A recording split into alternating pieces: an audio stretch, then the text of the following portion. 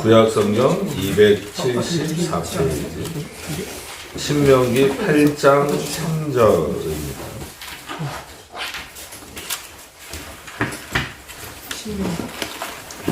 신명기 8장 3절입니다.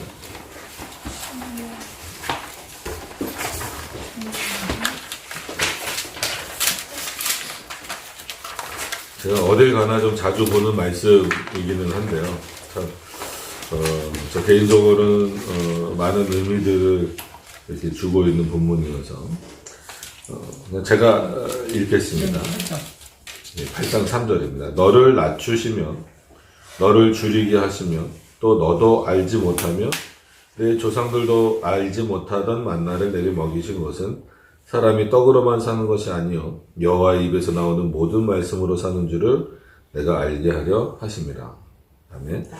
물론 이제 앞뒤 내용을 찬찬히 읽어보시는 게 굉장히 유익하고 은혜로우시겠지만 핵심적으로 3절 말씀을 통해서 보시면 너를 낮추시며 너를 줄이게 하시며 또 너도 알지 못하며 내 조상들도 알지 못하는 만나. 그러니까 만나가 뭘까 막 그 사람들이 연구하고 그러거든요. 근데 그게 어떤 형태의 뭐 곡식이다 뭐다 그게 중요한 게 아니라 하나님이 주셨다라고 하는 거거든요. 그러니까 광야 가운데에서 그동안 아무도 볼 수 없었던 것인데 먹을 게 없잖아요. 먹을 게 없는데 그것이 아니면 죽게 되는 거거든요. 거기서 이제 출애굽해가지고 가나안 땅으로 가는 과정에서 어디를 정착해서 농사를 지어서 열매를 얻을 수 있는 이런 상태도 아니고 하나님 주시지 않으면 안 돼요. 생각해 보시면 이스라엘 백성들이 어쨌거나 애굽에서 오랜 시간 있으면서 거기서 얼마나 많은 기술들, 그러니까 그 당시의 기술들,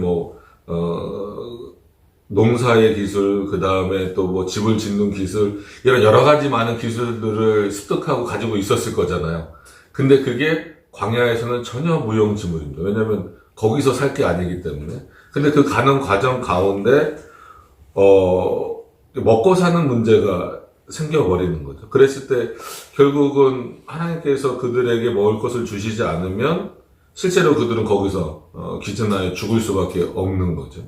그러니까 너희가 일하지 않고 뭘 하지 않아도 내가 너희를 먹일 수 있는 분이다. 그러니까 하나님이 단순히 그냥 이스라엘 백성들이 굶어 죽을까봐 걱정하셔서 그렇게 만나를 주신 정도가 아니고 모든 것을 주실 수 있는 분으로 누가 있다라는 거예요? 하나님이 계시다. 내가 있다라는 거예요. 그러니까 심지어 가나안 땅에 들어가서 그들이 다시 열심히 농사도 짓고 건물도 짓고 이렇게 해서 살아가는 한이 있더라도 그 모든 상황 가운데에서도 그것은 누가 하시는 것이다? 하나님이 하시는 것이다. 그러니까 농부가 농사를 짓더라도 하나님이 이른 비와 늦은 비를 내려주시지 않으면, 즉 적당한 때에 적당한 비를 내려주시지 않으면 아무리 농부가 열심히 일한다고 하더라도 곡식은 얻을 수가 없는 겁니다. 그러니까 그런 차원에서 볼 때 아무도 알지 못했지만 지금 너희가 먹고 있는 그 만나다. 근데 중요한 거는 더 핵심적으로 이 본문에서 보셔야 될 것은 뭐냐면, 그러면 사람들은 어디에 관심이 쏠립니까? 그 만나에 관심이 쏠려서 그저 이걸 어떻게 먹어야 될까? 또 하나님이 명하시지 않은 날까지도 거들어가고, 그 다음날까지 몰래 보관해 놨는데 썩고 이런 일들이 있잖아요. 그러니까 만나를 먹는다는 것은 이 사람들에게 있어서는 실제적인 일이에요. 근데 지금 하나님 뭐라고 말씀하시냐면, 그것도 어떤 면에서는 비유다. 그게 진짜 양식이 아니라는 거잖아요. 진짜 양식은 뭐라는 거야? 여호와의 입에서 나오는 모든 말씀. 네, 지금으로 말하면 성경이지만 이때는 하나님께서 주시는 계시의 내용들인 거죠. 그러니까 인간이 어떻게 살아야 하는가? 그리고 왜 하나님이 인간을 창조하셨는가? 그리고 무엇을 진짜 양식으로 삼도록 하셨는가에 있어서는 우리는 실제 먹은 양식이 실제고 말씀이 비유인 것처럼 사는 경우가 많거든요. 그러니까 오늘도 우리 피자 먹고 치킨도 먹고 이렇게 했잖아요. 그러면 지금은 이 말씀을 보고 있고 한번 생각해 보시길 바랍니다. 뭐가 여러분들에게 실제 양식입니까? 하나님 말씀. 하나님 말씀이라는 거예요, 성경에서는.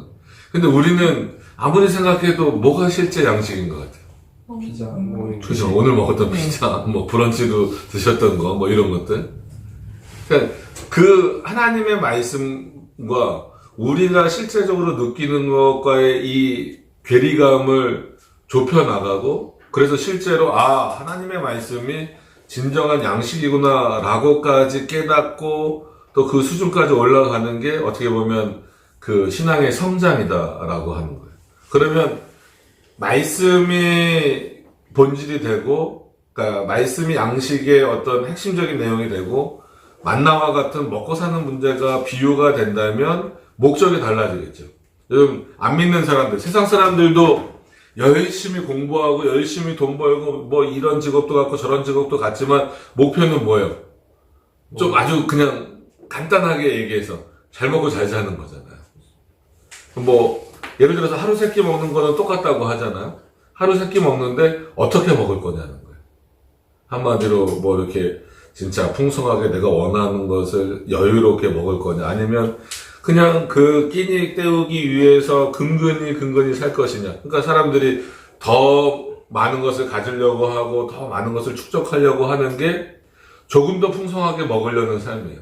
그러니까 그렇게 풍성하게 먹고자 하는 삶을 살려면 모든 게 다 받쳐줘야 되잖아요. 뭐 경제적인 것, 뭐 이런 것들 다 받쳐줘야 돼서, 뭐 집도 그 다음부터 이제 확장되는 것도, 집도 몇 평 사느냐, 아니면 뭐 차도 뭐를 타느냐, 아니면 직업은 뭐냐. 그러니까 세상 사람들의 관심사는 어디에 머물러 있는 거예요? 이 만나처럼 그냥 입으로 들어가는 것에 머물러 있는 거예요. 근데 그리스도인들도 어떤 면에 있어서는 이 세상 가운데 이렇게 섞여서 살아가고 있다 보니까 내가 그리스도인이라고 생각을 하고 살고 있음에도 불구하고 때로는 그냥 그 수준에, 그러니까 예수 그리스도를 믿는다라고 했을 때도, 내가 예수님을 믿어서, 물론 뭐 내가 먼저 믿는다라는 개념은 아니겠지만, 하나님께서 나에게 믿음을 주셔서 그리스도를 구주라고 고백하는 이 내용 자체가 영원한 하나님의 나라를 소망으로 품고 있고, 이 땅은 잘 지나가야 되는 나그네의 삶이다라고 하는 이런 개념보다는, 그래야 한눈 팔리지 않고 쭉 갈 수 있잖아요. 여러분, 나그네는 어디로 가라는 겁니까? 뭐 이렇게 옛날에 요즘에 사극이나 이런 거 보면 나그네 길을 간다, 뭐 간다. 그러면 어디 목적이 분명히 있는 거예요. 그럼 거기를 향해서 그냥 꾸준히 쭉 가야 되는 거거든요. 근데 나그네가 가다가 주막에 한눈 팔고 어디 한눈 팔면은 그 목적지에 제대로 갈 수 있습니까? 없습니까? 못 가잖아요. 그러니까 그리스도인들은 이 땅에서 나그네 길을 가는 것처럼 가라는 거예요. 그러면 뭐 오직 교회만 있어야 되느냐, 그런 건 아니지만 영원한 하나님의 나라를 목적으로 삼고 천국을 목적으로 삼고 가는 길이라면 우리는 이 땅에서 먹고 마시는 일이 동일하다 할지라도 삶의 목적이 달라질 수밖에 없다라는 거예요. 쉽게 말하면 왜 오늘 드셨어요? 이제 군정도 딱 이렇게 붙이고 있어요. 저도 그거 붙이고 있었어요. 멋있다. 저희 때는 빨간색이었는데, 이게 십자가가 어쨌거나 하여튼간. 왜 드셨어요, 오늘? 날 배치우기 위해서. 그죠? 이게 목적이에요. 근데 최소한 우리는 이렇게 먹은 것 자체도 하나님의 영광을 위해서다. 그래야 되잖아. 이제 거의 모범답안이 나왔어요. 오늘 왜 드셨어요? 드신 목적이 뭐예요?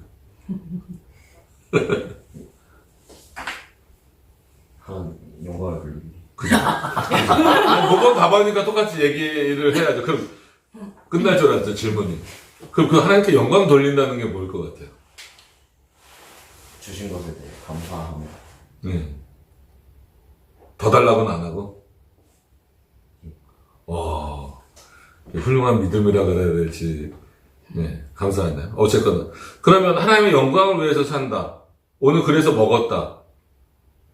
그럼 어떻게 하나님의 영광을 위해서 살아야 될까요? 토요일 날 시간을 내셔서 충분히 쉬고 또 일주일 동안 또 힘드셨을 테니까 쉬고 이렇게 할 수 있는 시간에 이렇게 나와서 말씀을 같이 나누고 이렇게 하는 것 자체도 하나님께 영광을 돌리는 일인데, 그럼 왜 이게 우리가 이렇게 해야 될까에 대한 부분들을 한번 생각을 해보셔야 돼요. 그래서 저희가 이제 이 소요리 문답이라고 하는 거를 나가려고 하는데, 이거는 저는 이제 책이 이렇게 낡았습니다. 그래서 가격이 300원대 산 거였어요. 300원대. 지금 1,500원. 지금 1,500원. 엄청 올랐는데도 싸죠. 1,500원. 근데 제가 샀을 땐 여기 300원이었습니다. 근데 이건 이제 장로교 신앙고백서긴 한데, 여기 이제 여러 교파가 이렇게 계실 거잖아요. 그럼에도 불구하고 보편적으로 하나님의 말씀이 핵심적으로 말하는 부분들을 좀 전달을 드리려고 이렇게 준비를 하고 있는 겁니다. 그래서 일단 소요문답 이렇게 펴보시면 제가 왜 이 본문을 정했고 오늘 정했고 또 이런 말씀들을 드렸는가 하면은 소요문답 1문에 이제 한번 다 같이 이거는 좀 보실까요? 이제 저희가 사용할 교재니까 보시면 다 같이 한번 같이 문답으로 되어 있잖아요. 1문입니다. 1문 글쎄 페이지 수는 똑같겠죠. 그냥 9페이지인데 1문에 보시면 문 1, 그 다음에 답 이렇게 되어 있는데 문과 답을 함께 다 같이 한번 읽어보시도록 하겠습니다. 자, 읽겠습니다. 사람의 제일되는 목적이 무엇인가? 자, 이렇게 묻는 겁니다. 이렇게 물었을 때 어떻게 우리는 답해야 될까를 성경적인 근거로 이제 답을 적어 놓은 겁니다. 한번 다 같이 읽습니다. 사람의 제일되는 목적은 하나님을 영화롭게 하는 것과 영원토록 그를 즐거워하는 것이다. 자, 아멘이 되십니까? 그러니까 이런 삶의 목적을 가지고 살아가야 된다라는 겁니다. 그거는 이제 직업을 선택하는 데 있어서도 그렇고 어떤 인간관계를 만드는 데 있어서도 그렇고 또 근본적으로 신앙의 근본적인 어떤 그 가치관을 형성하고 믿음의 내용이 무엇인가 하나님께서 우리들에게 선물로 주신 믿음이 어떤 내용인가를 확인하는 차원에서도 굉장히 중요한 부분입니다. 그래서 소요문답을 쭉 해나가면서 말씀드리겠지만 참 이게 쉬운 건 아니다. 그래서 뭐 문답이기 때문에 1문 지나고 2문 가고 3문 가고 뭐 이런 식으로 가겠지만 소요문답 특히나 1문 같은 경우는 계속해서 우리가 이 땅을 살아나가면서 계속 우리 스스로에게도 계속 던지셔야 되는 질문들이에요. 왜냐하면 우리 여기 있기 때문에 이곳에 있기 때문에 그러니까 이곳에 있다는 게 뭐 군대라는 한계 뭐 이것만 말씀드리는 게 아니라 이런 살아가는 이 인생 가운데 있기 때문에 각자의 목적도 있고 이루고자 하는 내용들도 있어서 그런 것들이 없어야 된다라는 건 아니지만 그런 것들에 몰두하고 그런 거에 너무 힘을 쏟고 이렇게 하다 보면 자칫 하나님 인간을 만드신 목적 자체가 혼란스러워질 수 있다라는 것을 말씀드리는 거예요. 그러면 그랬을 때 그러면 인간이 뭐냐를 했을 때 근원적인 질문을 드리면 이렇게 질문한다고 다음에 안 오시면 안 돼요. 하나님이 인간을 왜 창조하셨을까요? 보기 좋으셔가지고. 네, 창조하고 보기 좋으셨다고 했잖아요. 예. 그러니까 왜 보기 좋으셨을까요?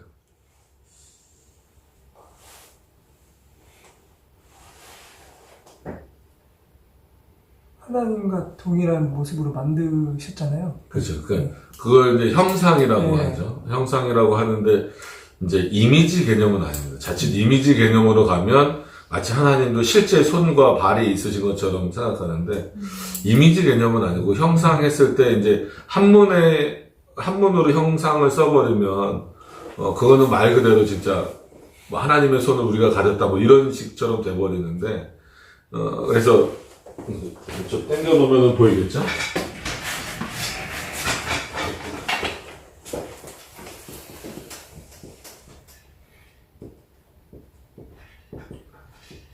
그래서 이게 이제 하나님의 형상이라는 뜻이거든요. 이마고 데이 그래서 이 데이가 이제 하나님이고 하나님의 형상대로 우리를 지으셨다라고 하는 겁니다. 그러면 하나님은 영으로 존재하시기 때문에 실제 눈도 손도 발도 없어요. 근데 내가 손이 짧아 너희를 구원하지 못하느냐 이런 표현도 계시고 내가 너희를 본다 이런 의미도 성경에 기록되어 있잖아요. 그럼 그거는 어떤 의미일까 라고 했을 때 하나님이 원래 가장 근원적으로 보시는 분이시기 때문에 그의 형상으로 지음받은 우리들도 어떻게 하신 거예요? 보게 하신 거예요. 그러니까 이거를 이제 그 의학이나 과학 쪽에서도 눈이 먼저 있기 때문에 보는 방식이 아니고 보기 위하여서 눈이 만들어지는 거예요. 그러니까 아이들이 엄마 뱃속에서 이렇게 수정이 되고 착상이 되고 나서 쭉 배반포기의 어떤 그 시기를 쭉 지나가면서 보면 마치 그러니까 형식적으로 보면 뇌의 여러 가지 누련이라고 그러죠. 그 누련들이 눈을 잡아당겨서 이렇게 만드는 방식이에요. 그래서 여러분들이 지금 이렇게 보잖아요. 저는 뭐 눈이 안 좋아서 안경을 껴서 보면 우리는 이 눈이 본다라고 생각을 하잖아요. 근데 눈이 보는 거가 맞긴 맞지만 결국은 이 눈이 어디를 통과해서 보는 겁니다. 어디에 비춰서. 여기 이 머리 이렇게 뒤쪽에 보면 비주얼 코르텍스라는 그 판이 있어요. 뇌의 몇 번째 판인지 아세요? 그게 네 번째 판입니다. 네 번째 판이 시신경이거든요. 거기에 비춰서 나오는 것을 우리는 본다라고 생각을 하는 거예요. 그러니까 이 눈은 어떻게 보면은 통로에 불과한 건데 불과하다고 함부로 사용하면 안 되죠. 이 통로가 없으면 안 보이니까. 그러니까 하나님이 이렇게 창조하셨다라는 거예요. 그러니까 눈의 원 아이디어는 누가 갖고 계시다는 거예요. 하나님이 갖고 계시다는 거예요. 그러면 여기서 말씀드리고 싶은 것은 뭐냐면 그렇게 창조하셨잖아요. 내가 보기 때문에 너희도 보는 자로 창조했다라고 하는 것은 하나님이 우리를 창조해놓고 너 이런 사물들을 봐라가 아니라 누구를 보라는 거예요. 만드신 나를 보라는 거예요. 너를 만든 나를 보라는 거예요. 그게 눈의 목적인 겁니다. 우리가 눈을 갖고 있는 목적. 뭘 보고 계세요? 하나님을 보고 있습니다. 어떻게 하나님을 보고 계세요? 눈으로 보고 있습니다. 눈으로. 맞습니다. 이 눈으로는 하나님이 보이면 좀 이상한데, 영적으로 우리 보고, 믿음의 눈으로 보고, 하나님 가시적으로 보이시진 않지만, 그래서, 이게 본다라고 했을 때에도 우리가 뭘 봐야 되는가에 있어서도 결국 하나님 영광을 위한 것. 그러니까, 그러면 말하신다. 하나님이 말씀으로 창조하신 거잖아요. 하나님 이 세상을 창조하셨을 때도 있으라 명령하셨을 때 있는 거기 때문에, 결국은 하나님이 말씀하시고 말하시는 분이기 때문에 우리에게도 이런 구강 구조들을 허락하여 주셔서 말하게 하신 거란 말이에요. 그러면은 이제 그 말씀을 아실 수도 있으니까 이사야서 41장 그 부분에 가서 보시면 내가 이 백성을 왜 지었는가에 대해서 나오는데 혹시 대답하실 수 있나요? 내가 이 백성을 왜 지었다? 나를 찬송케 하기 위함이다. 그러니까 우리에게 입을 주신 것은 그냥 말을 하라고 주신 이 언어로서 주신 차원도 있겠지만 그거보다 더 본질적인 거는 뭐예요? 이 입술을 가지고 한마디로 이 말할 수 있는 이 구강 구조를 가지고 누구를 찬양하라는, 누구를 고백하고 하나님을 고백하는. 이 백성은 나를 찬송하게 하기 위하여서 내가 지었다 이렇게 말씀하십니다. 그러니까 창조의 내용만 보더라도 하나님이 인간을 지으신 목적, 그리고 그렇게 지으시고 나서 창조하시고 나서 뭐가 보기 좋았는지, 그냥 아담의 형태를 보기 좋아하셨던 건지 아니면 그를 자신을 닮게 만드신 그 형상으로 창조하신 것이 좋은 것인지. 당연히 자신의 형상대로 지으셨다라는 차원에서 다른 동물들과는 다르잖아요. 다른 이렇게 피조물들과는 다릅니다. 그러니까 해와 달과 별들부터 온 우주부터 눈에 보이지 않는 모든 미생물들까지 하나님이 다 창조하셨다라고 하지만 거기다가는 하나님의 형상이 있다라고 말하지 않잖아요. 그러니까 오직 인간에게만 하나님의 형상대로 지음을 받았다. 그렇기 때문에 너희는 물론 그렇게 하나님의 형상대로 지음받지 않은 이 모든 세상도 하나님의 영광을 드러내는 방식으로 존재하도록 하시지만 특히나 하나님의 형상대로 지음받은 우리들은 더욱더 어떻게 하라는 거예요? 보일 수 있고 말할 수 있고 들을 수 있다라고 한다면 하나님의 말씀대로 보고 듣고 행하라는 거죠. 그러니까 귀를 주셨을 때도 우리가 구약의 쉐마 이스라엘, 들으라 이스라엘 이런 표현 좀 들어보셨을 거예요. 그게 믿음을 주시는 방식이죠. 성령께서 우리에게 믿음을 주실 때 들으라. 그때는 진짜 이 귀로 듣는 내용도 있죠. 듣는 내용도 있지만 그 마음 가운데 역사하시고 감동을 주시고 은혜를 주시는 어떤 그런 내용들도 듣는다 이렇게 표현을 한단 말이에요. 그럼 듣기 위해서 귀가 있을 때 우리 귀는 무엇을 들어야 할까? 그러니까 여러 소리가 다 들립니다. 그리고 여러 말을 많이 할 수밖에 없어요. 여러분 일상적으로 그럼 이런 표현이 있다라고 해서 일상적으로 살아나가실 때 하루를 보내실 때 계속 하나님 이러고 계실 수는 없잖아요. 그냥 일상 용어를 우리는 사용하고 있지만 그 사용하는 목적, 그 기준 이것 자체가 분명하고 확고하게 달라져야 되고 또 이런 말씀을 기준으로 해서 여기가 목적이 되도록 하셔야 된다라는 거예요. 그러니까 그게 쉽지 않아요. 왜냐하면 이렇게 함께 신앙을 고백하는 사람들끼리 모여 있는 경우도 그렇게 쉽지만은 않거든요. 근데 이제 여러분들이 뭐 이제 내무반 돌아가거나 아니면 또 일과를 보내거나 이렇게 할 때는 있지 않는 이제 장병들과도 같이 대화도 하고 뭐 훈련도 하고 막 이러다 보면 어느새 하나님을 잊게 되는 경우도 많죠. 그럴 때마다 어떻게 보면 이런 말씀들을 이렇게 떠올리셔서 내가 지금 뭐 이 세상 가운데 맡겨진 일들 하나님께서 이 세상 안에서 내게 맡겨진 일들을 충실하게 하고 있지만 그럼에도 불구하고 내 삶의 유일한 목적, 그러니까 인간이 존재하는 유일한 목적은 하나님의 영광을 위해서다라고 하는 거. 그러니까 가끔 뭐 이제 우리가 전도할 때 당신은 죄인입니다 이러면 사람들이 싫어하잖아요. 내가 무슨 죄를 그렇게 많이 졌느냐라고 했을 때, 그러니까 인간이 짓는 죄가 많겠지만 여러 가지 많은 죄가 있겠지만 뭐가 또 죄가 될까요? 이런 말씀에 기초를 해서 보면 순종하지 않는. 그러니까, 비슷했어요. 그거를 조금 더 넓은 의미로 하나님을 생각하지 않는 모든 것이 죄라는 거예요. 그러니까 성경에서는 두 가지 의미가 나오죠. 모세를 따르던 이스라엘 백성들이 하도 불만과 불평을 드러내니까 그때 모세가 뭐라 그래? 너희 좀 가만히 좀 있어. 좀 조용히 좀 해라. 왜냐면 그때 그 백성들이 했던 말은 뭐예요? 다 하나님을 원망하거나 모세를 원망하는, 왜 우리를 여기까지 끌어내서 우리를 죽게 만듭니까? 이런 원망의 말을 쏟아내니까 너희 좀 가만히 있어. 잠잠하라. 그리고 모세가 썼던 표현이 뭐예요? 도대체 하나님이 어떤 분이신지 한번 깊이 생각해봐라. 하나님이 너의 하나님이 되신다라고 하는 것을 생각해봐라는 거예요. 그럼에도 불구하고 또 이제 다른 의미로서는 하나님을 생각하지 않는 것 자체가 죄라는 거예요. 그렇게 극단적으로 표현을 해야 됩니까? 라고 했을 때에는 결국 하나님이 우리를 왜 창조하셨는 거예요. 그러니까 우리는 이제 제가 이제 그 고등학교나 중학교에 인성교육도 하러 가거든요. 거기서는 이제 기독교 색깔을 확 드러낼 수는 없잖아요. 그랬을 때 이제 주로 하는 게, 그럼 너희들이 존재하는 게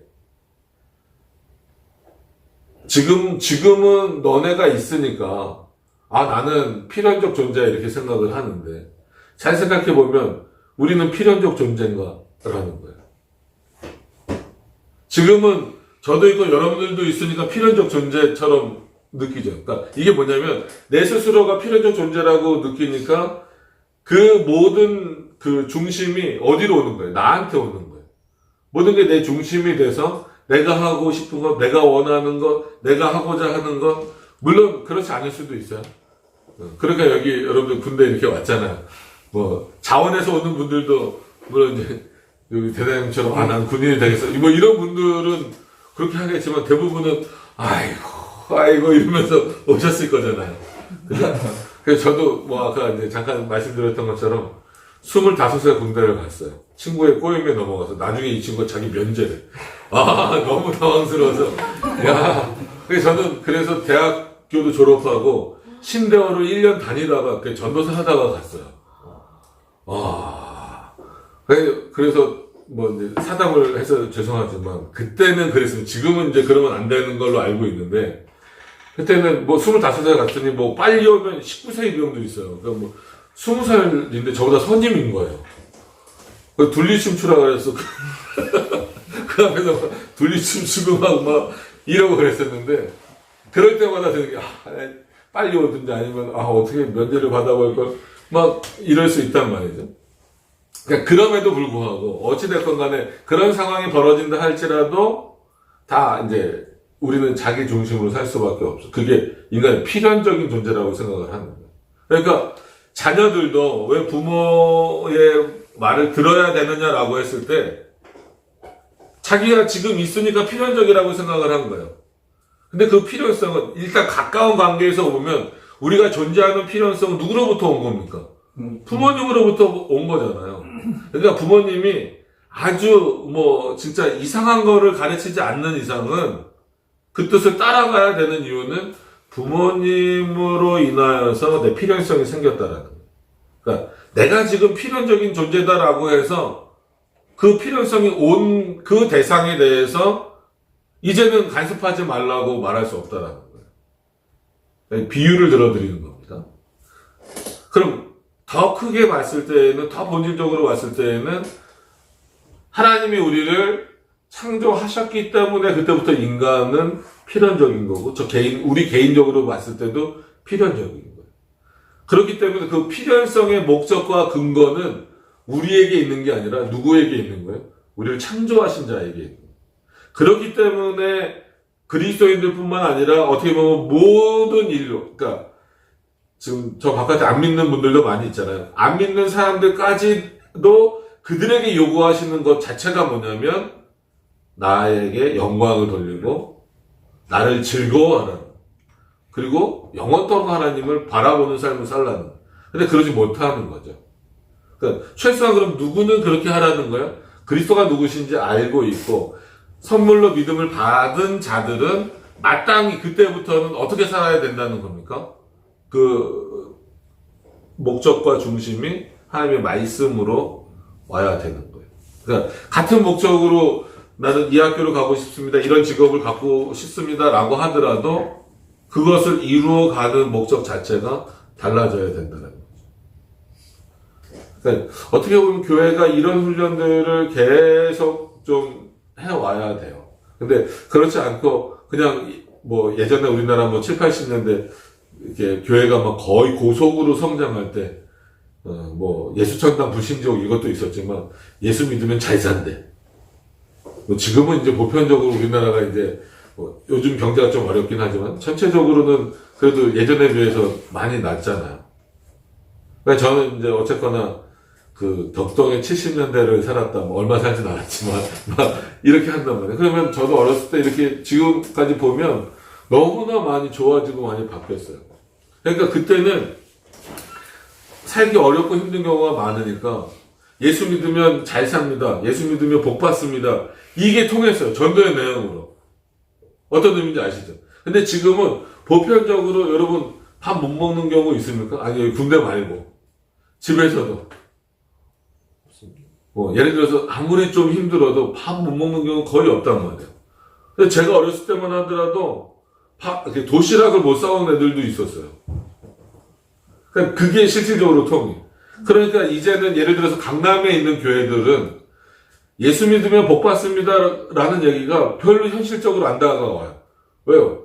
물론 거기도 이제 힘든 사람들도 있지만 웬만하면 거긴 다 잘 살거든요. 난 나름대로 잘 사는데. 난 차도 뭐 벤츠인데, 요즘에 벤츠보다 제네시스가 더 비싸졌잖아요. 뭐 어찌되든 간에. 난 그런데 뭐 난 아파트도 100평인데 그렇게 말하는 목사님은 어디 사세요? 뭐 이렇게 나오는 거예요. 그러니까 본질적이지 않은 부분이 이제 있다라는 거죠. 그러니까 그렇게 봤을 때 단순히 예수 믿으면 잘 산다. 물론 성경에 내 영혼이 잘된 같이 내가 범사에 이게 성장하고 잘 된다라는 표현이 있다는 거죠. 그러면 잘 된다라는 의미 자체가 단순히 뭐 돈을 많이 번다, 뭐 좋은 직장을 갖는다, 명예로운 위치에 올라간다.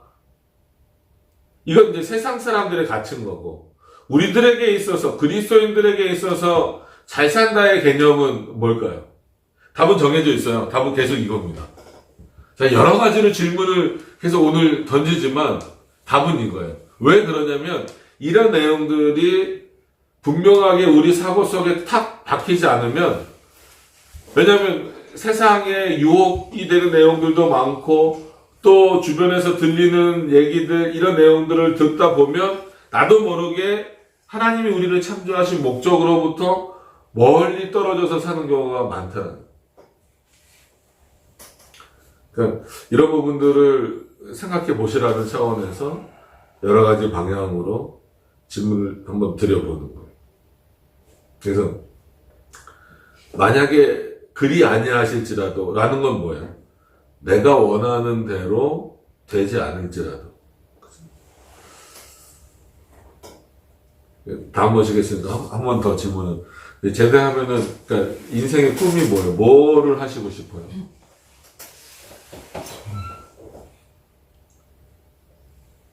이때 전에는 명확했었는데 지금은 잘 모르겠어요.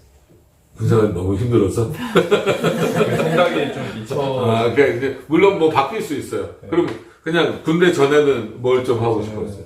제가 건축학과 어. 있어가지고 네. 그 좀 시골에 제 집 짓고 평화롭게. 그러려면 여기서 너무 좀 빡세게 이렇게 돈나 이래서 돈 모아서 내려가야 되는 거 아니에요? 그런 느낌으로. 그런 느낌으로. 그러니까 그걸 위해서 열심히 해야 될 거 아닙니까? 어쨌거나. 뭐, 바뀌었다 할지라도. 그럼 중요한 건 그거를 하는 모든 과정에서 그걸 되게 열심히 하셔야 되는 거예요. 그러니까 그리스도인들은 이 땅에서 자기에게 맡겨진 일을 최선을 다해서 하셔야 돼요. 우린 뭐 나중에 천국 갈 거니까 대충 살다 가지 뭐. 그거는 하나님이 원하시는 방식이 아니에요.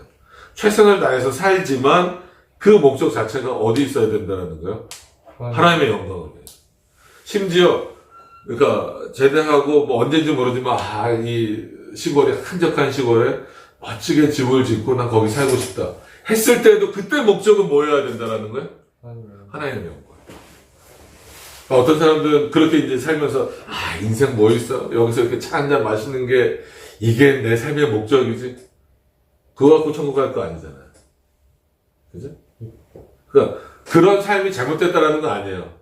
그런 삶을 누리더라도 이렇게까지 역사하시고 은혜를 베푸신 하나님의 은혜가 얼마나 큰가.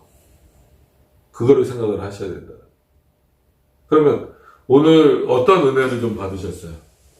그러니까 제가 하는 말씀을 말하는 게 아니고 그냥 오늘 이렇게 쭉 지금까지 아침부터 쭉 일어나서 뭐 브런치도 먹고 뭐도 하고 이렇게 쭉 보냈을 때 오늘은 어떤 은혜를 받으셨어요? 오늘 근무를 제가 새벽에 들어가야 되는데 불침번이 깨우지 않고 스스로 일어날 수 있으면 은혜를 받았어요. 그래요? 작은 것에 감사한. 포상. 그러니까 그런다고 포상휴가 가나? 옛날에도 갔나요? 그걸로 포상휴가 간 적은 못 본 것 같은데. 그러니까 우리는 벌써 이렇게 오늘 보통 저녁에 누가 질문을 하든 아니면 스스로 난 오늘 뭐 어떤 은혜가 있을까 하루를 되돌아보는 차원에서 뭐 여러 가지 방식으로 되돌아볼 수 있지만 오늘 내가 어떤 은혜를 받았지 했을 때 어떤 사람들은 오늘 나 은혜 받은 게 없는 것 같은데. 왜냐면 그렇게 할 때는 뭐예요? 그 하루가 힘들거나 아니면 뭐 이렇게 살아가다 보면 안 좋은 일들이 생길 때도 있잖아요. 원하지 않는 일들이 생길 때도 있고 그러면 오늘은 나 참 힘들어서 오늘 내 은혜가 없었던 것 같은데 이렇게 생각하는 경우도 있다라는 거죠. 반대로 오늘 막 모든 일이 막 술술 잘 풀려 막 좋은 일도 생겨 그러면 오늘은 막 은혜가 컸어 이렇게 생각하는 경우도 많다라는 거예요. 근데 어떻든지 간에 그 하루를 돌아봤을 때 오늘은 정말 너무 힘들었어 아니면 오늘 너무 좋았어 어떤 날이든지 간에 우리는 예수 그리스도의 은혜를 받은 겁니까? 안 받은 겁니까? 받고 사는 거예요. 날마다. 아침에 일어나는 것부터가, 여러분, 젊으니까 그냥 일어나는 것 같죠? 그렇지 않아요. 하나님이 하루의 생명을 더 주시는 방식으로 있기 때문에 오늘 하루도 일어나서 살아가는 거예요.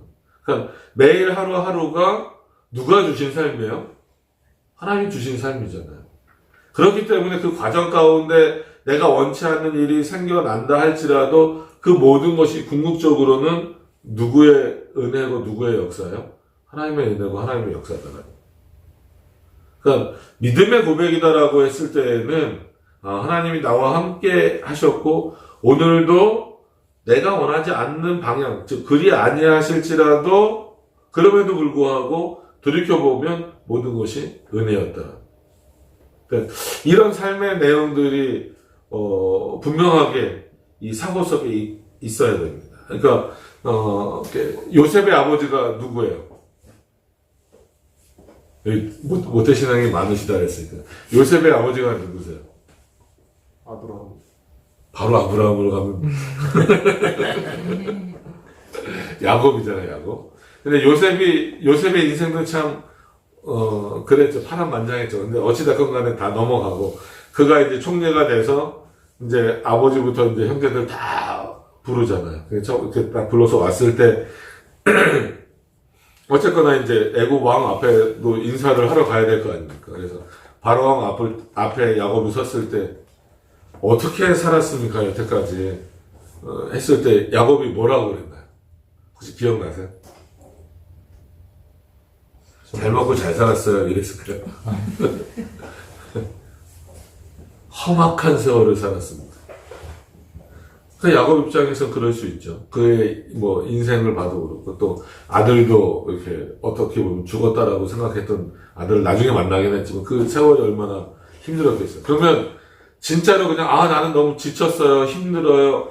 이런 차원에서 험악한 세월을 살았다라고 했을까요? 그 표현은 그렇지만 거기에는 그럼에도 불구하고 이렇게 험한 삶을 살아온 것처럼 보이지만 내가 그래도 지금 이렇게 서서 당신 앞에, 그러니까 왕이죠. 그 바로왕 앞에, 당신 앞에 내가 서 있을 수 있는 것은 누가 여기까지 나를 인도하셨다라는 거예요? 하나님 인도하셨다. 그러니까 인생의 내용을 놓고 보면 험악한 세월을 살아온 것처럼 보이지만 나는 누구 앞에서든지 단순히 그냥 험악했다 이 정도가 아니라 그럼에도 불구하고 그 모든 길을 누가 인도하셨다? 하나님이 인도하셔서 지금 여기 서 있다. 그 얘기는 마치 바로가 이 요셉 때문에 그 요셉의 가정들을 그 고생 땅에서 아주 편하게 살기 위해서 배려를 많이 해주는 거잖아요. 그러니까 거기서 무슨 얘기를 듣고 싶은 거예요. 아유, 왕 감사합니다. 참 이렇게 우리에게 이렇게 좋은 땅도 주고 이렇게 이 어려운 시기에 가뭄도 막 있고 이런 시기에 우리를 잘 먹고 살 수 있도록 해준 거에 감사합니다. 근데 그 모든 것까지도 야곱은 누구의 일로 돌리는 거예요? 하나님의 은혜로 돌리는 거예요. 그러니까 그 삶의 과정이 어땠든지 간에. 그러니까 그런 신앙의 고백들이 어떻게 보면 쉬운 건 아니에요. 근데 쉬운 건 아니라 할지라도 우리가 반드시 그런 신앙의 고백들을 가지면서 살아가셔야 돼요. 그러니까 그런 삶의 내용들을 보면 그들은 어떻게 살았을까 했을 때 하나님의 영광을 위해서 살았구나라고 하는. 그럼 여기 또 보면 그를 즐거워한다. 뭐 때문에 요즘 즐거우세요? 이름은 잘 몰라요. 요즘 저녁날이 가까워지고 있는 것 같아요. 그거 엄청나게 언제 저녁하세요? 11월입니다. 11월. 아직 많이 남았네. 그래요? 그러면 다른 분들은 언제 제대요? 저 똑같습니다. 똑같아요. 11월? 네, 12월. 저 12월. 12월. 여기 내년. 11월입니다. 근데 11월이요? 11월. 다 올해 안에 나가시는구나. 그러면 날수로는 며칠 남은 거지? 한 100일? 200일? 200 며칠? 190일. 190을? 우리 때는 그 100대 들어오기 전에는 숫자 못 세죠. 어디. 안 세겠습니다. 아니요, 세셔도 돼요. 여기서 상관없어요. 그 제대하는 것 때문에 즐겁죠. 그거 당연히 즐거우면 그 즐거움을 없애시라는 얘기 아닙니다. 그냥 여러 가지 그런 즐거움의 요소들이 우리 안에 많이 있죠. 근데 가장 중요한 것은 그를 즐거워하라. 여호와를 즐거워하더라. 하나님은 어떻게 즐거워하십니까? 저는 하나님께서 하나님과 같이 교제하는 거를 원하시고 즐거워하실 것 같아서 네. 맞습니다. 거기서 오는 즐거움. 하나님과의 교제, 기도가 됐든 예배가 됐든 이런 교제. 그리고 이렇게 또 믿음의 자녀들과 함께 이렇게 또 교제 나누는 것. 이것도 엄청난 즐거움이죠. 하나님 주시는 즐거움. 이 땅을 살아가면서 우리가 예배의 즐거움, 또 기도를 통하여서 누리는 즐거움, 찬양을 통해서 누리는 즐거움이 없다면 그거는 내가 정말 제대로 신앙생활을 하고 있나도 한번 생각을 해보셔야 돼요. 그러면 우리 그 친구 이름이 뭐라고 그랬죠? 우리 그럼 대답할까요? 아마도 할 거예요. 훌륭하게. 그러면 이제 제가 이제 중고등부 맞거나 그러면 이제 유초등부 애들한테도 많이 했던 질문인데 나중에 우리가 천국 갈 거잖아요, 그죠? 네. 아직 갈 날이 멀었지만 네. 바로 가면 안 돼. 아주 나중에 이제 천국 가겠지만 그러면 혁순이랑 천국에 뭐가 있었으면 좋겠어? 일단 그런 게 되게 많은가 보다. 일단 제가 이 교회를 다니잖아요. 그럼 교회가 제가 다닌 입증할 수 있을 만한 게 있으면 좋을 건데 교회를 다닌 게 입증할 만한 그 천국에 요소가 그게 있어야 들어가는 거니까. 그래도 다른 친구들하고는 좀 다르게 얘기해요. 제가 물어보면 닌텐도가 있으면 좋겠습니다. 아니면 뭐 핸드폰이 있었으면 좋겠습니다. 또 어르신들은 TV가 있으면 주말 드라마 보셔야 되니까 TV가 있었으면 좋겠습니다. 저는 야구 되게 좋아하거든요. 만약에 그렇게 물어보면 아주 내추럴하게 그냥 야구장이 있었으면 좋겠습니다. 뭐 이런 거죠. 투상팬. 네, 아주 두산 보였습니다. 네, 어제 져서 화나요. 올해 너무 못해가지고 요 근래 들어서 못해서. 그러면 한 번만 더 질문할게. 네. 그러면 천국은 그런 건 없을 거잖아요, 그죠? 네. 닌텐도도 없고 아무것도 없어. 네. 네. 그럼 천국에서 뭐 할 것 같아? 하루 종일. 공부해야지. 뭘 공부? 여기서도 공부 지옥에 빠져 있는데 천국에서도 공부하라 그러면 하루 종일 천국에서 뭐 할 것 같아? 하나님에 대한 이야기. 이야기 계속 들어 귀에서만 피나겠네.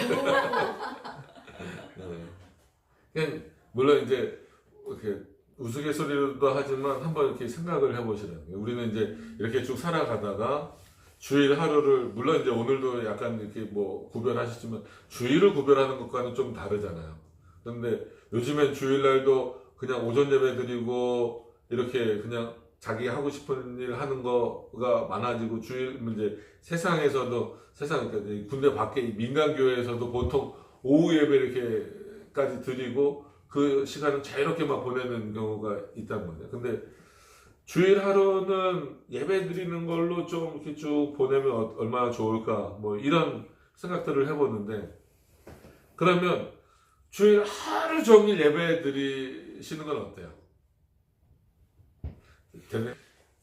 그 주일을 어떻게 보내시는 게 맞다라고 생각을 하십니까?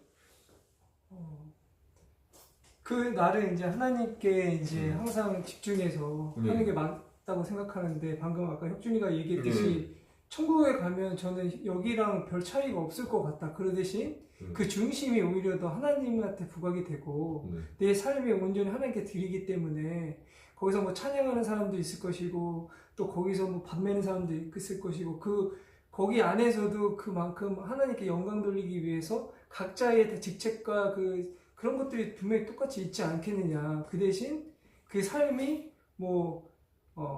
온전히 이제 하나님께 찬양과 영광을 돌리기 위한 그 생각이 여기보다는 거기 있을 때 더 확신이 갖고 좀 더 즐겁게 하지 않을까라는 생각이 좀 이렇게 그려지는데 제 모습에 덜하는 것으로서는 비교할 수 없는 상태가 되겠죠. 완전히 어떻게 보면 우리에게 죄가 없어지는 상태로 그게 이제 천국에서는 가장 영화로운 상태다 이렇게 말하잖아요. 그러니까 이제 구원의 서정이라고 해서 하나님이 우리를 어떻게 구원하시는가 예수 그리스도를 통해서 구원하실 때 부르신 자들을 거듭나게 하시고 뭐 중생이라고 하죠. 거듭나게 하신 자들을 의롭게 하시고 의롭게 하신 자들을 양자 삼으시고 이제는 너가 내 자녀다 이렇게 양자 삼으시고 그 양자 삼으신 자들을 거룩하게 만들어 가시는 그래서 이 땅에서 우리가 거룩한 삶을 늘 살아가다가 그럼에도 여전히 죄성이 남아있는 상태로 있는 거잖아요. 근데 천국에서는 그런 죄성 자체도 없이 우리를 가장 영광스러운 상태로 만들어 주시는 거거든요. 그러니까 그런 차원에서 우리가 영광스러우면 하나님은 얼마나 영광스럽게 되시겠습니까? 그럼 거기서 우리가 뭘 할 수 있을까라고 했을 때 이 세상과 비교할 수밖에 없으니까 우리 거긴 잘 모르잖아요. 어떤지 정확하게 모르기 때문에 하루 종일 예배 드리는 것도 거기서 기쁨이고 즐거움일 것이다라는. 근데 이런 얘기를 가끔 하면 천국이 그런 곳이면 좀 힘들지 않을까요? 주일날도 예배 한 2번 드리면 힘든데 매일마다 예배를 드려야 된다? 그러니까 이게 그런 고정관념이 물론 이제 어떤 형태일지는 모르죠. 근데 분명히 천국에는 하나님이 계시고 그의 백성이 있는 곳이기 때문에 우리가 그래서 한번 여쭤보면 세상에서 우리를 즐겁게 하는 요소들은 거기 없단 말이에요. 거기서 뭐 야구를 해가지고 두산이 이기겠어요? 그런 거 없단 말이에요. 그래서 각자 아까 즐거움들을 얘기했던 부분들은 거기 없을 가능성이 대단히 많죠.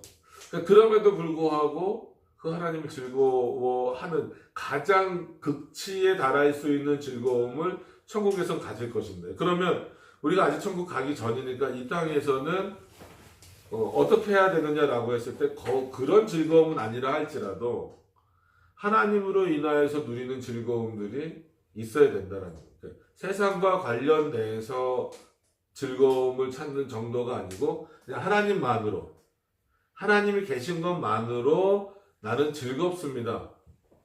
하나님 존재하시는 것만으로 나는 즐겁습니다. 그리고 그가 나의 하나님이 되셨다라는 것만으로 나는 즐겁습니다. 이런 고백이 실제로 우리의 신앙 고백이 되어져야 한다는 거예요. 그게 믿음의 성장을 이뤄나가는 어떤 그런 핵심적이고 중요한 내용들이죠. 그러니까 그렇지 않은 상황들이 있다 할지라도 진짜 외양간의 송아지가 없고 뭐가 다 없어지는 한이 있더라도 뭐 때문에 거기 즐거워한다고 표현되어 있어요? 난 여호와로 인하여 즐거워한다. 쉽지 않거든요. 모든 게 다 없어졌는데 하나님만 계심으로 인하여 나는 즐거워한다. 바울도 옥에 갇혔잖아요. 그러니까 옥중서신이라고 보통 표현되는 바울 서신들이 있잖아요. 근데 거기서 바울이 옥에 갇혔어도 뭐라고 표현합니까? 그러니까 바울이 옥에 갇힌 경우는요, 가택연금 방식도 있었고, 실제로 그런 지금으로 말하는 그런 감옥, 지금과 같은 교도소 형태로는 아니죠. 이렇게 굴 같은 걸 깊이 파가지고 거기다 이렇게 있는 그런 감옥에도 있었지만, 어찌됐건 간에, 옥에 갇힌 거는 사실이라는 거죠. 근데 그때 바울이 뭐라고 표현합니까? 항상 여러분들이 모를 수 없는 거 너무 잘 아는 거예요. 항상 기뻐하라. 쉬지 말고 기도하라. 범사에 감사하라. 그래서 저는 가끔 감사헌금 내시는 분들 중에 범사에 감사합니다 쓰면은 진짜 그러시냐고 한번 물어봐요. 왜냐면 어떤 분들은 그냥 내기는 좀 그렇고 이름만 적어서 내긴 그렇고 뭔가 좀 적고 싶은데 그냥 범사에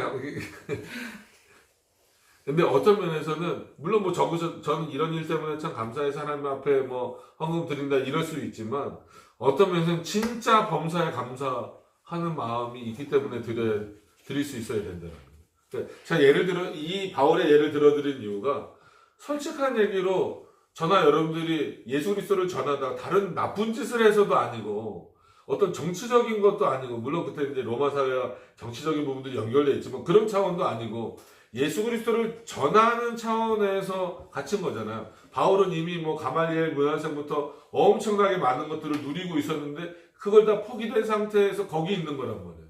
그러면 야 내가 뭐하다 이렇게 됐을까? 내 예수 전하는 게 이렇게 잘못인가? 뭐 이런 생각이 들 수도 있는데 바울은 오히려 그 밖에 있는 사람들을 걱정하고 너희들이 늘 믿음 안에서 살아야 된다 이렇게 하면서 그럼 나는 걱정하지 마. 나는 어떠냐면 기쁘고 즐겁고 난 그냥 여기서 기도하고 범사에 감사한다. 그럴 수 없잖아요. 그러니까 우리가 볼 때 옥에 갇혔는데 항상 기뻐합니까? 그 옛날 생각하는 거야? 아니잖아요.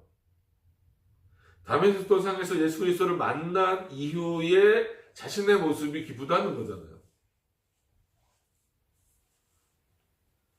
항상 기도하라. 그러니까 뭐 이거는 시간으로 말해서 24시간 기도해야 됩니다. 이런 차원이 아니고 항상 그렇게 기도하듯이 그런 마음으로 있다. 그리고 범사에 내가 여기 있어도 난 감사하다. 그래서 아까 왜 우리가 감사해야 되느냐? 왜 우리가 하나님께만 모든 목적을 둬야 되느냐? 그것도 이미 바울이 그런 성경 구절들을 통하여서 우리들에게 답을 주고 있는 거예요. 근데 우리는 바울처럼 지금 옥에 갇힌 것도 아니잖아요.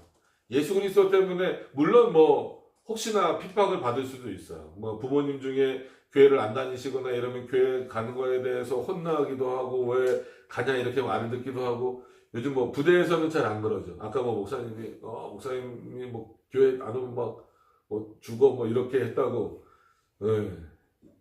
앞뒤 자르고 그런 얘기 하셔서 이게 종교 행사 막 이렇게 할 때 저희 때만 해도 막 눈치를 엄청 봤어요. 그러니까 한마디로 이게 뭐야 선임들 눈치를 막 보는 거예요.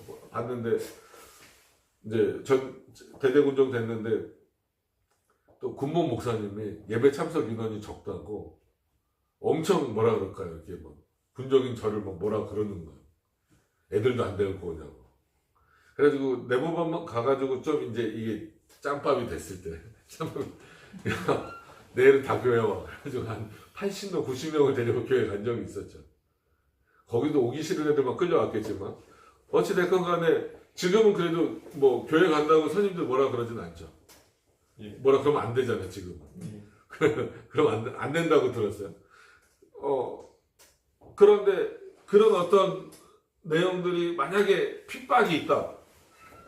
어떤 선임이 너 왜 자꾸 뭐 이제 일할 거 있는데 아니면 저희 때는 뭐 하여튼 주일날 특히 그랬던 것 같아요. 모포 밖에다 널고 막 그런 거 뭐 일광욕 시킨다고 뭐 그런 거 하고 막 베개 막 갖다 널어놓고 근데 우리 교회 가면 그런 거 못 한단 말이에요. 그러면 막 선임들이 눈치 엄청 주고 막 그랬단 말이에요.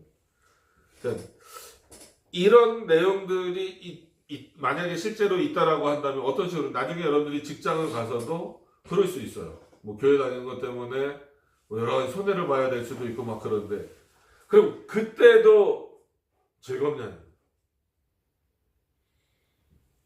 우리의 감정적으로는 즐겁지 않겠죠. 아니 혼나고 눈치 봤는데 즐거울 사람이 누가 있습니까? 아무도 없죠. 바울도 얼마나 힘들었겠어요.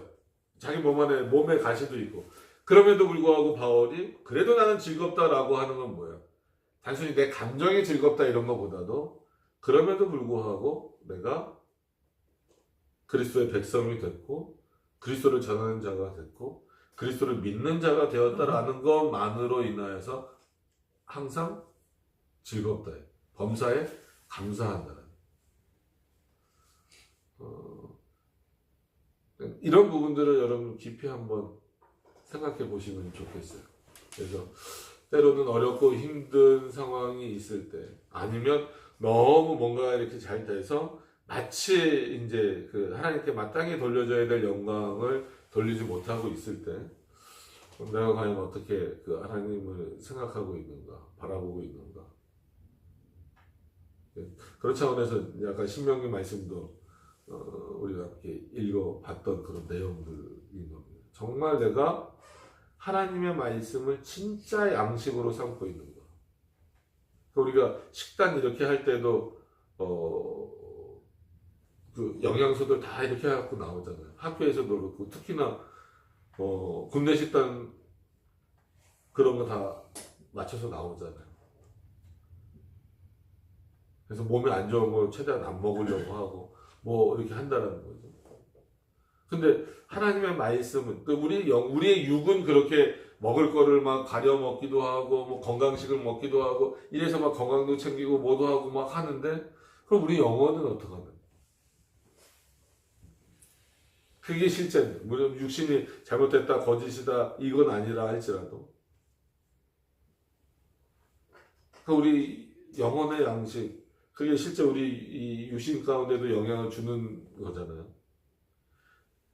이 땅 가운데 살아가면서 영육이 분리될 수는 없으니까. 그러니까 하나님의 말씀이 양식이 된다라고 하는 것은 그 양식을 먹고 점점 키와 몸이 자라듯 자라나가는 거예요.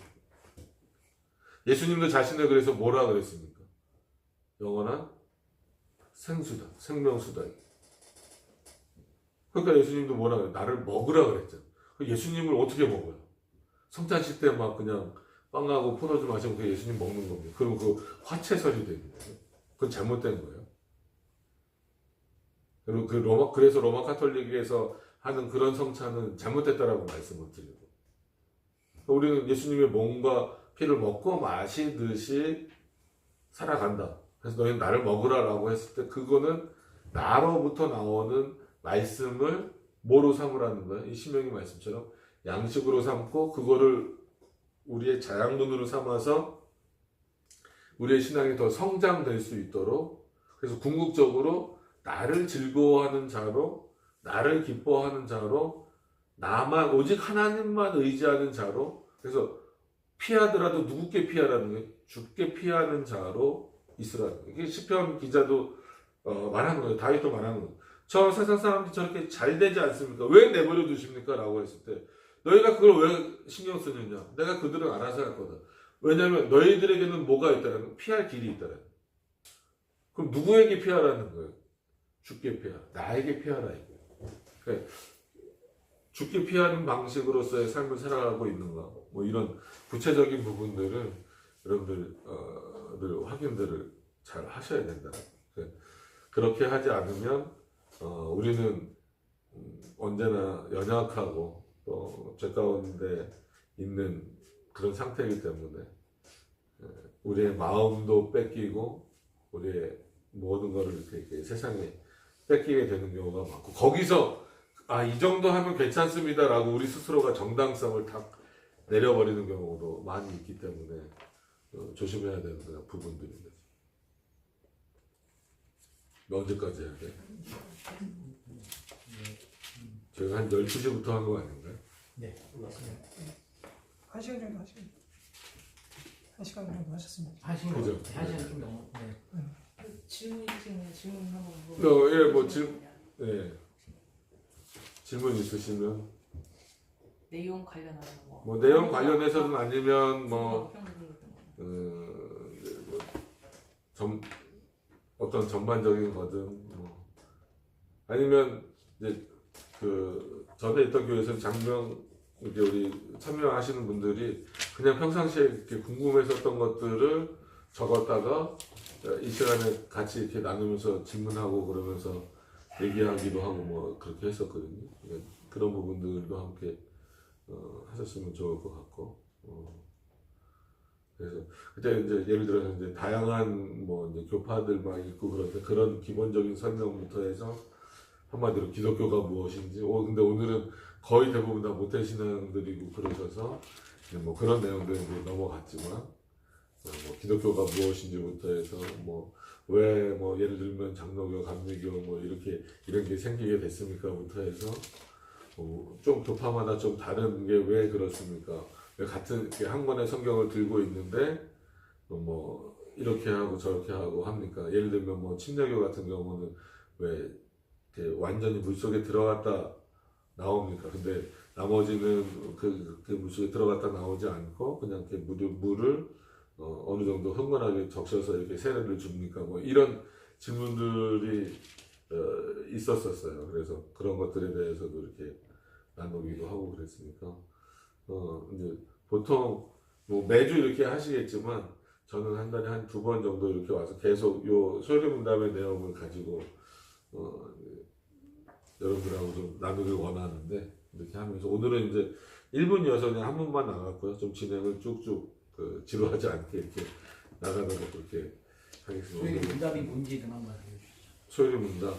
그러니까 네 그거를 좀 설명을 드리고 했었어야 되는데, 그러니까 웨스트민스터 신앙고백서라고 하는 거는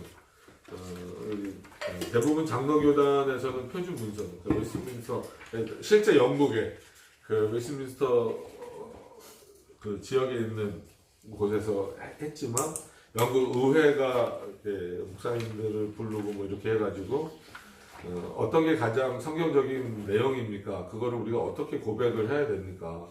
라고 하는 것에 대해서 34만으로 이렇게 책을 신앙 고백서를 그래서 웨스트민스터 컴패션 이렇게 부릅니다. 그러니까 컴패션 그러면 약간 고백과 관련된 부분이죠. 그래서 우리가 여러분들 사도신경이다 뭐 혹시 뭐 니케아 신조 이런 거 들어보셨어요? 그런 신조라고 신조라고 부르는 것을 이제 크레도 그래서 믿음은 이런 것입니다라고 하는 것을 이제 뭐라 이렇게 규정하고 증명하고 정의를 내리는 것이 문제 크리드, 이제 크레도 이런 개념이라면 신앙 고백과 관련된 부분들을 이제 컨페션이라는 의미를 많이 쓰거든요. 그래서 웨스트민스터 컨페션 이런 개념입니다. 그래서 그게 이제 크게 33장으로 묶여서 이제 이대로 성경을 해석하고 가르치는 게 가장 유익하다 이렇게 나온 건데 그거를 전부 다 예를 들어서 물론 모든 성도들에게 다 가르치지만 이제 초신자나 아니면 이제 이런 신학에 대해서 잘 모르는 경우에 그걸 바로 하기가 어렵기 때문에 이건 소요리 문답인데 쇼터 카테키즘이라는 거예요. 그러니까 짧은 신앙 고백서다. 그래서 그 웨스트민스터 신앙 고백서를 기준으로 해서 107문의 짧은 문답으로 만든 거고, 그 다음에 이제, 더 이제 좀 교회에서 오래 신앙생활하신 이제 성인들이나 아니면 뭐 이제 좀 신학생들이나 이런 사람들을 대상으로 했던 게 대의리 문답, 라저 카테키즘 이렇게 해가지고 그 이제 196문입니다. 그 내용은 거의 비슷한데 이 소요리 문답에서 짧게 넘어갔던 부분들을 좀 이렇게 길게 이렇게 쭉 설명해 주는 그런 부분들이 있습니다. 그래서 소요리 문답이나 대의리 문답을 같이 보시면 더 유익하고 그냥 일단 대의리 문답은 너무 내용이 방대하기 때문에 소요리 문답을 먼저 이렇게 잘 이렇게 하시면 꼭 장로교뿐만 아니고 어느 곳에 이렇게 있으시든지 균형을 좀 잘 잡고 가시지 않을까 이런 생각에서 교재로 선택을 한 거고요. 네. 언제든 뭐 궁금하시거나 심지어 저는 그렇게 생각하지 않는데요 라는 질문도 얼마든지 좋습니다. 왜냐하면 이렇게 다양한 어떤 사고들을 갖고 계실 수 있으니까 그러면 그거에 또 맞게 제가 그 사고가 잘못됐다라고 하면 또 그건 또 그렇게 말씀을 드릴 거고 아니면 또 한번 같이 고민해보자 이렇게 할 수 있는 부분들도 있습니다. 그래서 그런 식으로 앞으로 좀 유익이 될 수 있는 방향으로 이렇게. 장로교죠? 저 감리교. 감리교 여기 준영제도 감리교. 네. 여기 장로 여기 장 합동체 동신교회 대구. 정로. 울산. 성결교시죠 원래. 저는 이제 세례 받을 때는 성결제죠. 그래서 그런 내용들을 이제 전체적으로 한번 이렇게 살펴보시면 그래도 유익이 있지 않을까 이런 생각을 좀 해봅니다. 그러니까 구원론에 있어서 약간 다른 부분 이런 것도 한번 같이 나누시면서 생각해 보시고 뭐 그렇게 하시면 되지 않을까. 목사님 질문 있어요. 네네네. 그 술 취하지 말라는 게 네. 술을 아예 먹지 말라는 건가요? 아니면 술 취하지 않을 때까지는 괜찮다는 말씀이신지. 그러니까 뭐 이거는 이제 그 성경 해석학적인 의미잖아요.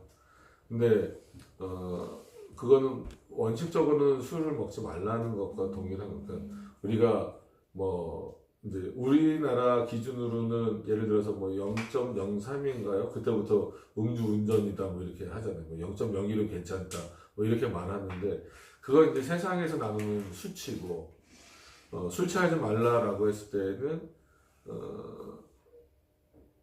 그 행위 자체를 하지 말라는 거죠. 그러니까 한 잔 먹으면 한 잔 먹은 만큼 취한 거니까. 그러니까 우리가 나는 안 취해요. 뭐 솔직히 대부분 한 잔 먹고는 그렇게 잘 취하는 사람은 없겠죠. 그럼에도 불구하고 결국은 거룩성과 연결되는 부분입니다. 그게 죄와 연결될 수 있기 때문에 먹지 그러니까 말라고. 죄보다도 죄를 지을 수 있는 가능성이 훨씬 더 많아지잖아요. 그런 것도 있고 거룩성 반대로 아까 말씀드린 대로 우리는 거룩이 하나님 그리스도를 통해서 우리가 구원받았다. 거기 끝이 아니고 구원받은 자들이 그럼 이 땅에서 어떻게 살아갈 거냐 살아가야 하는가에 대한 부분이잖아요. 그러면 날마다 거룩해져 가야 된다는 거예요. 그런 차원에서 간단한 얘기가 아닐 수 있는데 질문을 하면 루터가 썼던 표현입니다. 종교개혁자인 루터가 썼던 표현인데 우리는 의인이다. 예수 그리스도가 우리를 의롭게 여겨주셨습니다. 그의 의로 말미암아. 그래서 칭의라고 하는 것을 법정적인 용어다 이렇게 말해요. 그건 뭐냐면 하나님이 그렇게 불러주셨다. 우리는 실제 의롭지 않은데 아직은 그렇게 뭐 죄 가운데서 이렇게 빠져 있고 세상을 더 좋아하고 그렇지만 그리스도를 통해서 우리를 구원받았기 때문에 우리는 의로운 자다. 그래서 법정적인 용어다. 그러나 아직은 부채 가운데 있기 때문에 그럼 어떻게 할 거냐? 의인이지만 날마다 고침받아가는 의인이다. 점점 더 거룩을 향해서 가야 된다는. 그러니까 그 거룩을 향해서 가는 그 과정 가운데에 거룩에 방해가 되는 요소들은 점점 제거해 가자라는 차원인 겁니다. 그러니까 뭐 술 문제도 마찬가지고 담배도 마찬가지고 담배 핀다고 구원 못 받습니까? 그렇진 않아요. 뭐 술 먹는다고 구원 못 받습니까? 그건 아니에요. 그럼에도 불구하고 담배 피는 문화 자체, 그 다음에 술 먹는 문화 자체가 거룩을 위해서는 거룩을 이루어 나가는 방식을 놓고 봤을 때에는 그건 합당한 방식은 아니다라고 하는 거죠. 그래서 술 취하지 말라라고 하는 것은 아예 먹지 않는 게 가장 좋은 방식인 겁니다. 네. 근데 그거를 이제 뭐 교파마다 약간 다를 수는 있고, 그다음에 특히나 이제 천주교 같은 경우는 그거를 이제 취하지 않을 정도면 괜찮다.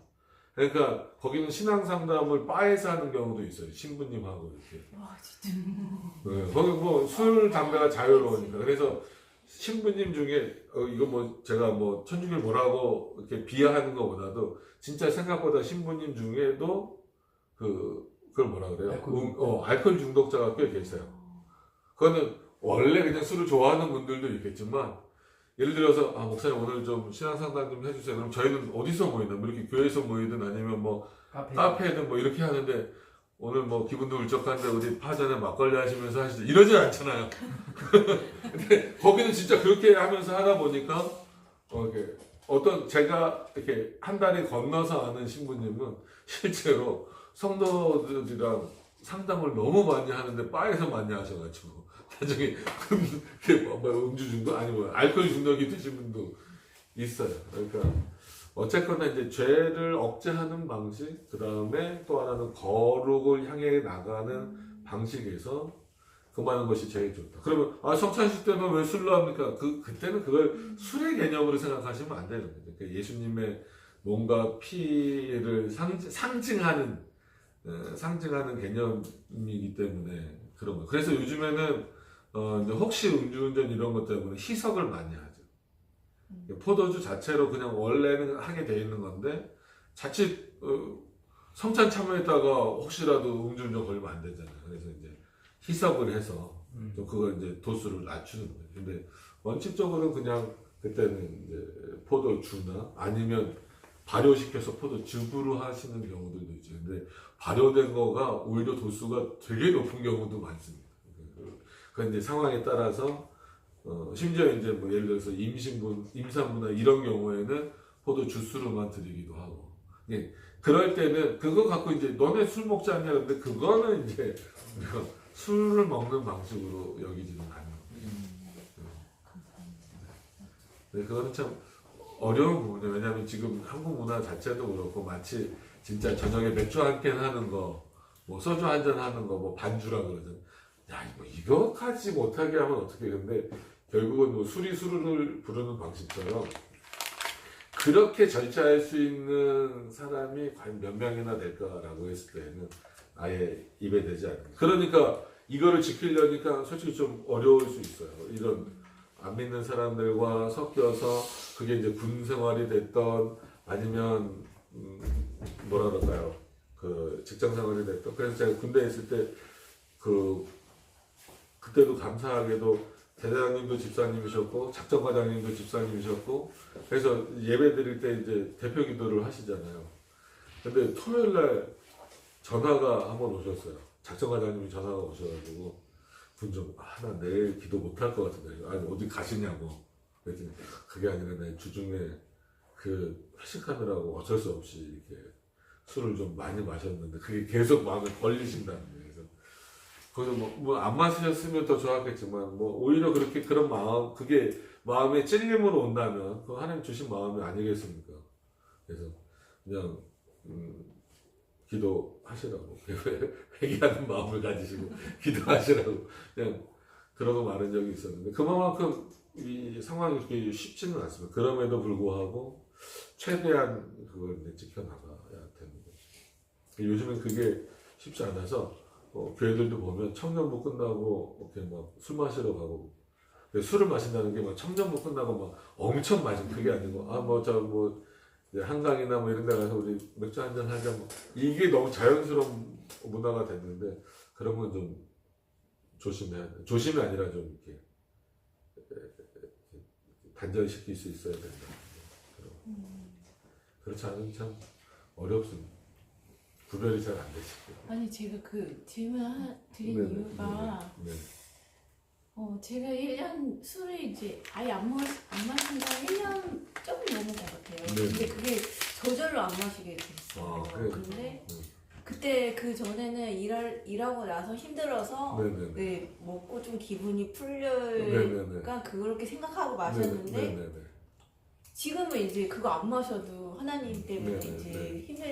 힘들긴 네네. 하지만 그걸로 하나님 말씀으로 뭐 네. 어떤 걸로든 해소가 되니까 그러니까 그게 주님께서 주시는 은혜죠. 성령께서 주시는 은혜라고 생각을 하시면. 네네. 그래서 네. 너무 네. 목사님 말씀해 주셔서 네. 너무 감사한데 요즘에 고민이 네. 제가 일을 시작했는데 네네네. 뭐 이제 회식이 잡혔는데 네네.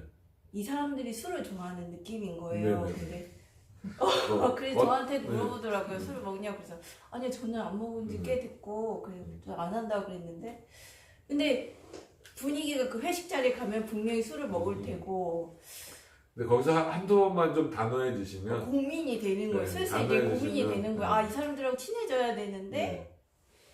어떻게 해야 되지? 네. 그래서 안주를 많이 잡수시면서 네, 그래서 너무 많이 먹으면 또 뭐라 말씀드리는 그러니까. 거예요. 네. 근데 예전부터 네. 목사님들한테 여쭤봤더니 어떤 목사님은 괜찮다 술만 안 취하면 된다 하시는 분도 있고 안 된다는 분도 있고 그래서 네. 헷갈려서 근데 제가 안 되는 게 맞습니다. 네, 더- 그래서 여쭤본 그 본문의 의도 자체를 보면 술 취하지 말라 자체가 단순히 술 문제만 있는 건 아니고 그런 거룩성에 침해되는 것들을 절제하라 이런 거거든요. 그러니까 술을 먹는 이유도 아까 이제 그 사모님 말씀하신 것처럼 좀 피곤할 때 좀 릴렉스 한번 하고 싶다. 오늘 좀 약간 좀 힘든 일이 있어서 좀 그냥 술 한잔 마시고 좀 잊어버리고 싶다. 어떻게 보면 그게 이제 위로를 받고 싶은 거잖아요. 근데 진정한 위로는 하나님께서 주시는 거니까. 예, 술이 주는 게 아니고. 그랬을 때 그렇게 좀 바꿔 나가시는 게 훨씬 좋은 거. 오히려 그렇게 해서 하면 주님께서 주시는 위로는 못 받는 거잖아요. 술주가 주는 위로만 받게 되는 방식이니까 그거는 진정한 위로가 아니에요. 그 다음날 일어나면 머리가 아프거나 이렇게만 하죠. 그래서 이제 이거 말고 하이델베르그 유리문답 이런 게 있는데 거기에 일문은 우리에게 있어서 즉 그리스도인들에게 있어서 진정한 위로자는 누굽니까? 라고 했을 때 예수 그리스도시다. 그러니까 그렇죠. 하루 이렇게 지내시고 나면 얼마나 여러 가지 막 생각도 들고 물론 뭐 좋은 날보다 안 좋은 날이 좀 더 많을 수도 있고 막 그렇잖아요. 그럼 그랬을 때 오히려 그냥 한잔하고 있자 이거보다도 하나님 오늘 이랬습니다. 이 마음을 하나님이 좀 풀어주셨으면 좋겠습니다. 그게 더 좋은 거고. 그 다음에 그런 자리에 맞아요. 되게 어려워요. 어렵고 저도 신학교 다닐 때도 그랬고 가끔 이제 고등학교 친구들 보면 야 신학생이 한잔 해야지. 신학생도 한잔 할 수 있잖아. 아니면 자기네들 술 잘 먹게 해달라고 기도해달래. 이런 애들도 막 있고 그랬어요. 그러면 만약에 이제 술 먹지 말라 그러면 옆에서 나도 집사야. 뭐 이런 경우 많아요. 그러니까 그런 것들을 물론 이제 그 관계성 때문에 참 어려우실 수 있지만 한두 번 이렇게 조금 그래도 나는 안 합니다. 이렇게 하면 뭐 요즘에는 또 어느 정도 이제 이해하는 분위기니까 관계가 틀어질 정도까지는 되지 않고 오히려 저 사람은 술을 먹지 않아도 이렇게 또 잘 어울리기도 하고 맡겨진 일을 충실하게 잘 해내는구나. 뭐 이렇게 또 오히려 그게 더 뭐랄까요 긍정적이고 더 좋은 인상과 뭐 이런 것들을 심어줄 수 있기 때문에 한번 뭐 약간 그 과정이 어려우실 수는 있어요. 그럼에도 불구하고 그렇게 하시면 오히려 신앙을 잘 지켜 그게 이제 우리 신앙의 한 단계씩 이제 성숙해가는 과정이기 때문에 그렇게 하시면 좋을 것 같습니다. 힘드실 거예요. 힘드시지만 그래도 그렇게 하시는 게 좋죠. 저도 군대에 있을 때 이렇게 군종 달고 있는데 군대에서 회식하잖아요. 요즘에도 그런 거 하는지 모르겠지만 저희 때 뭐 운동장에다가 뭐 무슨 날 같은 거 하면 뭐 돼지 잡아가지고 막걸리. 막걸리 막 제가 이제 상병인데, 저도 상병 때 이제 군종하고 있으면 병장들이 자기 군종이 먹을 때까지 안 먹게 이거 회식 시작 안 하겠다. 와, 이게 미치는 거죠. 그러니까 옆에서 이제 막 빨리 분위기 파악 좀 하고 막. 근데 그때 견디는 게 쉽지를 않긴 했어요. 그래도 안 먹어야지 어떻게 하겠습니까? 거기서 만약에 먹기 시작하면 그때부터는 뭐 군종이고 뭐고 없는 거예요. 그냥 끝나버리니까. 단순히 술 문제만은 아니고 전체적으로. 그래도 그런 마음의 사람이 은혜를 주시고 또 이겨나갈 힘을 주시니까. 그러니까 우리가 여기까지만 하시고 오늘은 첫 시간 이렇게 길게 하면 이제 다음부터 얘 너무 긴데 이러면 안 오실까 봐 요거만 하고 마치니까 만사형통. 당연히 예수 믿으면 하나님 만사형통이죠. 근데 우리는 만사형통 하면 늘 좋은 일만 생길 거라고 생각을 해요. 근데 성경에서 말하는 진짜 만사형통은 문제가 없다는 게 아니고요. 그 문제들을 이겨나갈 수 있는 힘과 능력과 길들을 하나님께서 주신다는 거예요. 왜냐하면 하나님은 모든 문제보다 크신 분이에요. 여러분들에게 닥쳐오는 모든 문제에 대한 해결점은 솔직히 누구 안에 있는 거예요? 우리 안에 없어요. 옆 사람한테 물어봤자 없습니다. 하나님께 있는 거거든요. 그러니까 문제보다 크신 하나님 그걸 생각한다면 만사형통은 내가 예수 믿으면 아무 문제 없이 모든 길이 형통하겠구나 그게 아니고 탁탁탁탁 막히는 그 순간에도 그 답과 길은 누구에게 있다? 하나님께 있다. 그래서 그 길을 따라가는 것 자체가 만사의 형통이다라는 거예요. 그래서 만사의 형통을 어떻게 인식하셨는지 모르지만 문제가 없다가 아니라 그 문제를 이길 힘을 주신다. 누가? 우리의 구주 되신 하나님께서 주신다. 이렇게 생각하시면 어떠실까 하는 그런 생각을 좀 갖습니다. 오늘 이 정도 마칠까요? 감사합니다. 제가 기도하겠습니다. 하나님, 우리 승령교회에서 이렇게 또 성경 공부를 처음 시작해서 앞으로도 꾸준히 또 해 나가고자 합니다. 매 시간마다 주께서 은혜를 베풀어 주시고 부족한 자의 입술도 하나님 지켜주시고 또 우리 참여하는 모든 분들에게 성령 하나님의 놀라운 은혜를 더하여 주셔서 진리를 잘 확인하고 또 서로 갖고 있는 신앙적 고민들을 함께 나누며 주께서 주신 이 땅에서의 삶을 살아가는 과정 가운데 날마다 그 믿음이 성장해 가고 주님 보시기에 아름답고 주님이 인정하시는 삶의 모습으로 성장해 갈 수 있도록 주께서 인도하여 주시옵소서. 특히나 군생활하는 가운데 힘들지 않게 하시고 또 힘든 일이 있다 할지라도 오히려 주님을 바라보며 주께서 주시는 힘과 능력으로 잘 감당해 나갈 수 있도록 인도하여 주시옵소서. 예수님의 이름으로 기도드립니다. 아멘. 아멘. 감사합니다. 감사합니다.